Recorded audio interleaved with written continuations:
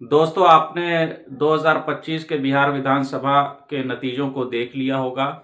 NDA प्रचंड बहुमत के साथ सरकार बनाने की तैयारी कर रही है। दोस्तों, पिछले 3 विधानसभा चुनावों में किस प्रकार से सीटों का अंतर रहा है विभिन्न पार्टियों के बीच में, इसको जानना बहुत ही ज़रूरी है। आप देखेंगे कि 2015, 2020 और 2025 में बहुत काफ़ी अंतर आया है।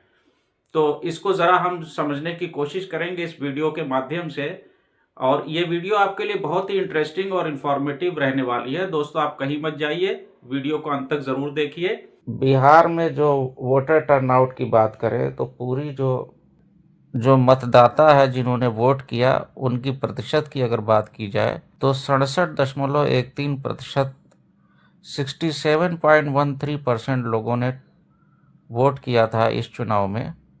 और 2 फेज में इलेक्शन हुए थे। 243 मेंबर असेंबली की सीट है विधानसभा के अंदर। 2 फेज में इलेक्शंस हुए थे, 6 नवंबर और 11 नवंबर को, जिसमें महिलाओं ने पुरुषों से ज़्यादा वोट किया। महिलाओं की प्रतिशत की अगर बात की जाए तो महिलाओं ने 71.78% वोट किया और पुरुषों का वोट प्रतिशत 62.98% था। लगभग 9% महिलाओं ने ज़्यादा वोट किया था इस विधानसभा इलेक्शन में। बिल्कुल वोटिंग से जस्ट पहले इलेक्शन कमीशन ने यहाँ पे इस राज्य में एसआईआर की प्रक्रिया को अपनाया था, पूरा किया था, और जिस पे बहुत बवाल मचा था, और उसके बाद ये चुनाव कराए गए थे। अब इसके पीछे का लॉजिक क्या है, रीजनिंग क्या है, इसके आउटकम्स की क्या बात हो सकती है, एसआईआर का क्या इम्पैक्ट हो सकता है इन चुनाव के ऊपर, ये एक दूसरा विषय हो सकता है स्टडी का, एनालिसिस का। बिहार विधानसभा में 243 सीटें हैं पूरी। मेजॉरिटी मार्क था 122, यानी जिस पार्टी की 122 सीटें आ जाती हैं वो सरकार बनाएगी। अब जो रिजल्ट आया है, एनडीए की जो मौजूदा स्ट्रेंथ है असेंबली के अंदर, यानी इलेक्शन से पहले जो स्ट्रेंथ थी 130, महागठबंधन की 111 और अदर्स की 2। अब जो ये इलेक्शन हो चुके हैं तो इसमें जो चेंजेस आए हैं, यहाँ पर आप देख सकते हैं कि अभी जो इलेक्शंस हुए हैं बिहार में, इसमें बीजेपी को सबसे ज़्यादा सीटें मिल रही हैं। ये देखिए, ये है बीजेपी, इसको 89 सीट्स आई हैं।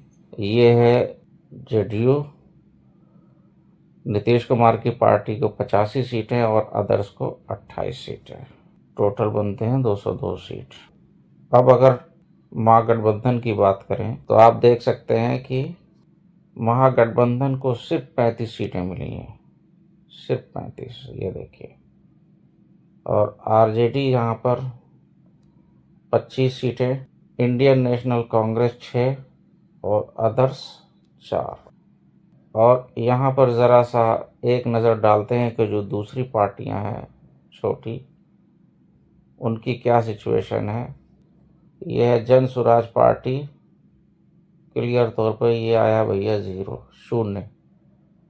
और अदर्स को मिले हैं 6, अदर्स को मिली हैं 6 सीटें। 5वीं बार ये विधानसभा में वापस आएंगे नीतीश कुमार, और लैंडस्लाइड जीत है इनकी बिहार के अंदर।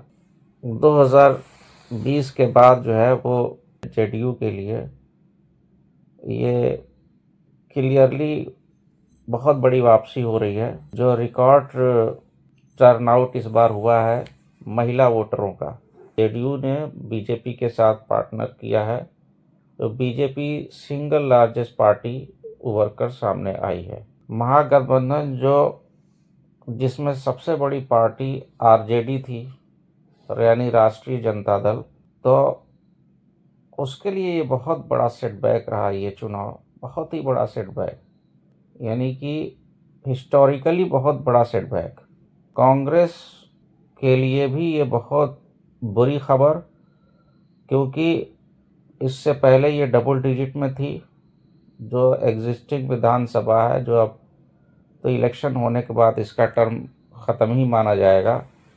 अब कांग्रेस जो है वो सिंगल डिजिट की पार्टी में तब्दील हो चुकी है। प्रशांत किशोर एक नए प्लेयर थे, अपनी उन्होंने पार्टी बनाई जन सुराज पार्टी के नाम से। पहला इलेक्शन था उनका और उनको कोई भी सीट प्राप्त नहीं हुई। अब अगर एक बार विधानसभा पे की सीटों पर एक बार नज़र डाली जाए तो पिछले थोड़ा सा बैक जाते हैं।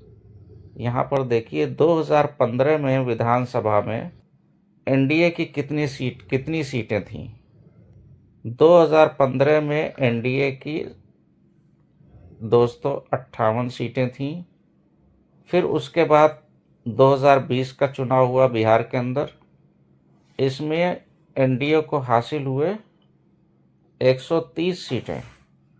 और अभी जो इस बार चुनाव हुआ 6 और 11 नवंबर को, इसमें एनडीए को 202 सीटें मिली। और क्लियर तौर पर आप यहाँ देख सकते हैं कि एनडीए को 72 सीटों का फायदा हुआ।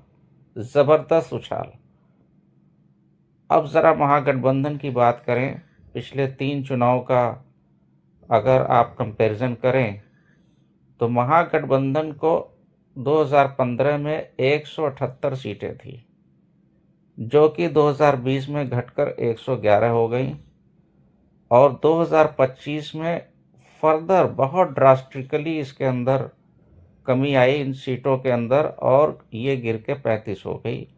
आप देख सकते हैं कि महागठबंधन को सीधा 76 सीटों का डिप डाउन हुआ, यानी घाटा इस इलेक्शन में। वहीं पर अगर एनडीए की बात की जाए तो इनको आप देखिए, ये एनडीए है 72 सीटों का फायदा, उछाल अभी के इलेक्शंस में। ज़बरदस्त कामयाबी मिली है दोस्तों एनडीए को। हिस्ट्री में इतनी बड़ी कामयाबी किसी पार्टी को नहीं मिली थी।